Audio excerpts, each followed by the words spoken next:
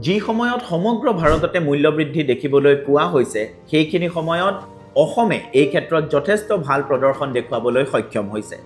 2025 চনৰ জুন মাহত অসমত মুদ্ৰাস্ফীতিৰ হাৰ সমগ্ৰ দেশৰ ভিতৰতে যথেষ্ট কম ৰেকৰ্ড কৰা হৈছে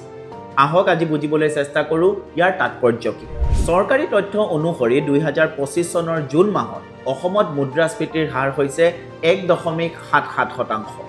ই ৰাষ্ট্ৰীয় গড়তকৈ যথেষ্ট কম ইয়াৰ অৰ্থ হৈছে যে ভাৰতবৰ্ষৰ আন ৰাজ্যৰ তুলনাত অসমত সামগ্ৰীৰ মূল্য যথেষ্ট সুস্থিৰ দেশজুৰি মুদ্ৰাস্ফীতি জুখিব পৰা গ্ৰাহক দৰ সূচক অথবা CPI এ দেশৰ সকলো ৰাজ্য আৰু কেন্দ্ৰীয় শাসিত অঞ্চলসমূহক সামৰি লৈছে অসমৰ মুদ্ৰাস্ফীতিৰ হাৰ কম হোৱাৰ অৰ্থ হ'ল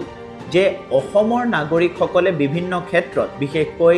ইন্ধন খাদ্য আৰু প্ৰয়োজনীয় দৈনন্দিন সামগ্ৰীৰ ক্ষেত্ৰত যথেষ্ট কম মূল্যবৃদ্ধিৰ সন্মুখীন হ'বলগীয়া হৈছে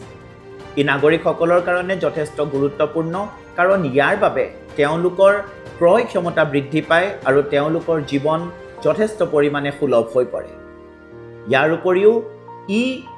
সুস্থানীয় প্ৰশাসন উন্নত যোগান শৃংখলা আৰু দক্ষ পৰিকল্পনাকো প্ৰতিফলিত কৰে